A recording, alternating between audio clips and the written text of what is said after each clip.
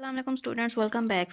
यहाँ पर जो है आज मैं आप लोगों के साथ एक लिस्ट शेयर कर रही हूँ जो एफएससी के स्टूडेंट्स हो जाते हैं, बीएससी के स्टूडेंट्स या मैट्रिक लेवल के स्टूडेंट जिनको एसेस की बहुत ज़्यादा ज़रूरत होती है अपने एसे को लॉन्ग करने की, लेंथी बनाने की और उसमें कोटेशंस वगैरह ऐड करने की। तो यहाँ पर आप देख सकते हैं ये सारी की सारी मेरे पास लिस्ट आ रही है। मेरे पास तकरीबन ये एक पेज के ऊपर 32 एसेज हैं। अगर आपको इनमें से कोई भी ऐसे चाहिए तो आप मुझे उसका कमेंट में ये आप लिख के बताएंगे कि मुझे आपको ये वाला ऐसे चाहिए, तो उस ऐसे के ऊपर मैं एक वीडियो बना लूँगी। तो यहाँ पर आप देख सकते हैं 1 से लेके मेरे पास तकरीबन 32 ऐसे हैं यहाँ पर सिंगल पेज के ऊपर। अगर मैं नेक्स्ट पेज टर्न करूँ तो यहाँ पर मेरे पास और एसेज हैं, जैसे कि माय फेवरेट हीरो हिस्ट्री, मतलब टोटल 37 एसेज हैं मेरे पास। अनएम्प्लॉयमेंट ये इसमें नहीं है, ये हमने एडिशनल खुद से ऐड किया हुआ। अगर आपको ये ऐसे चाहिए तो आप मुझे कमेंट में बता दीजिएगा कि आपको ये ऐसे चाहिए, और हम लोग जो है फिर वो ऐसे की वीडियो जो है अपलोड कर लेंगे स्टूडेंट्स के लिए, ताकि स्टूडेंट्स के लिए ईजी हो जाए। ख़ास तौर पे एफएससी के स्टूडेंट, बीएससी के स्टूडेंट, सीएसएस के स्टूडेंट जिनको लेंथी एसेस की बहुत ज़्यादा ज़रूरत होती है, जिसमें कोटेशंस भी ऑलरेडी ऐड होते हैं। बच्चे नेट से कोटेशन ढूंढते हैं तो वो थोड़े बहुत मैच नहीं कर रहे, आप पैराग्राफ क्या लिख रहे हैं और आपका कोटेशन क्या जा रहा है, तो इसमें कोटेशन साथ ही ऐड हैं इन सारे एसेज में। आज जो मैं आपके साथ ऐसे शेयर करने लगी हूँ वो है ऐसे नंबर 7, द प्रॉब्लम ऑफ अनएम्प्लॉयमेंट्स। ठीक है ना, अनएम्प्लॉयमेंट का ऐसे है। तो ये अब हम लोग स्टार्ट करने जा रहे हैं। तो यहाँ पर आप देख सकते हैं, यहाँ पर मेरे पास ऐसे आ गया।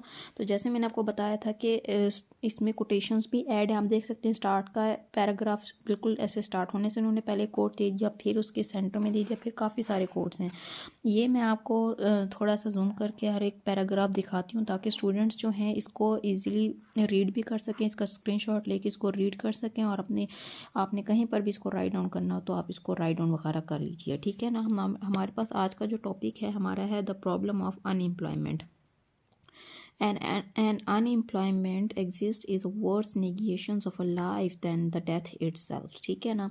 उसके बाद यहाँ पर आप कंप्लीट पैराग्राफ, अच्छा ये जो है साथ जो जैसे शायर हो जाते हैं या कोट जिसने लिखा है तो ये उनके नेम मेंशन है। अगर आप लिखना भी चाहें तो आपका इंप्रेशन पेपर में बहुत अच्छा हो जाएगा। ना भी लिखना चाहें तो इसको याद करने की बिल्कुल भी ज़रूरत नहीं है। बच्चे कंफ्यूज हो जाते हैं कि ये क्या लिखा हुआ है, कि कहीं ये पार्ट तो नहीं है इस कोटेशन का। नहीं, ये है राइटर का नाम, कि जिसने वो ये कोट लिखा है तो ये उसका अपना नाम है। ठीक है, तो ये आपको याद करने की या लिखने की ज़रूरत नहीं है। खैर अब हम लोग चलते हैं।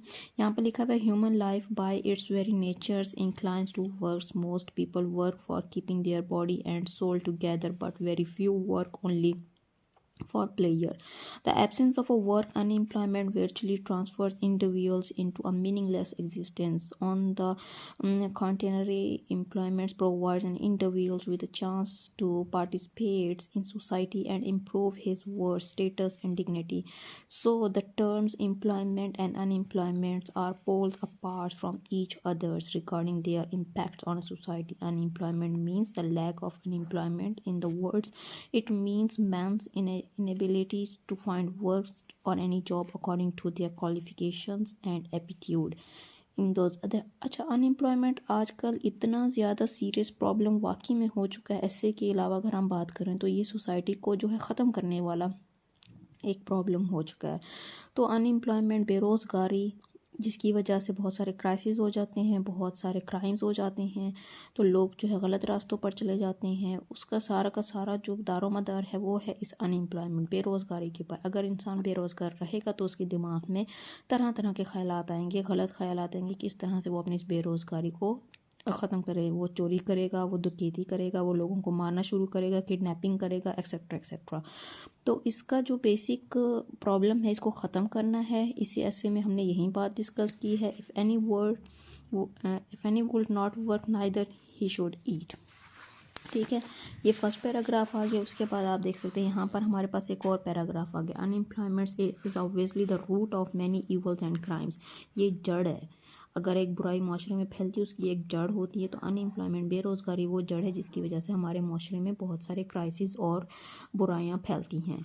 It spells and severations, disease and death of its victims. The young people who do not have any job of any source of income ultimately becomes an indifferent and right and wrongs, good and evils, corruptions, dishonesty, sins, crimes and versus all the kinds are the natural outcomes. Unemployment, from the political points of view, unemployment is extremely harmful because it breeds disconnects and the sense of insecurity, and the masses votes can be easily bought.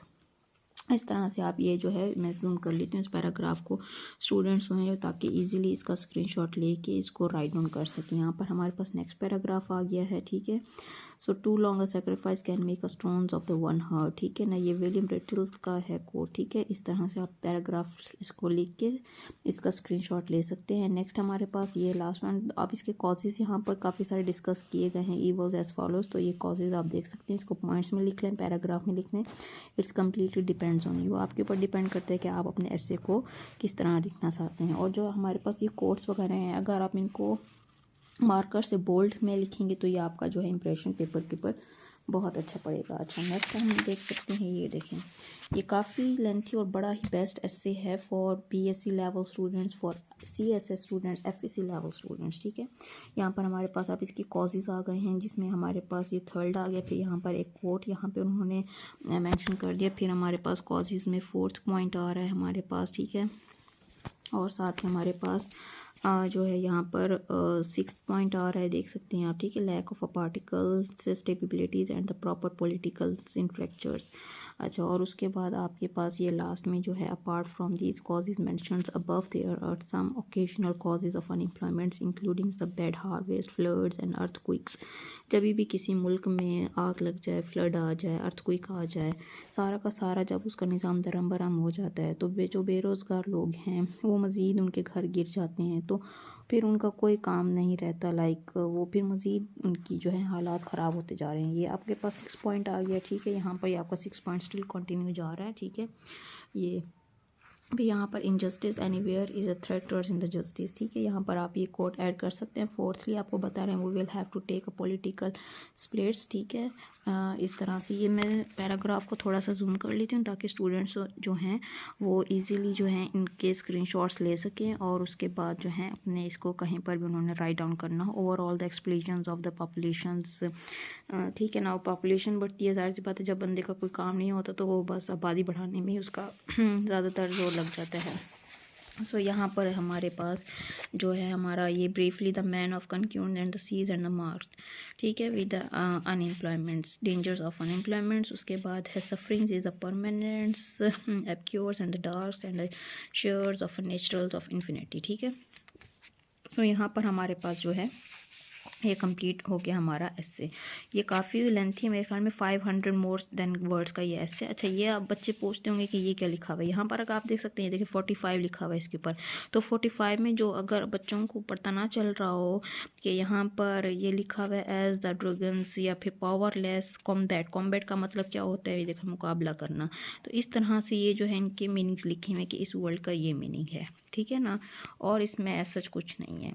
सो यहाँ पर हमारा जो है unemployment का ऐसे यहाँ पर complete होता है। नेक्स्ट वीडियो में हम लोग नेक्स्ट ऐसे डिस्कस करेंगे।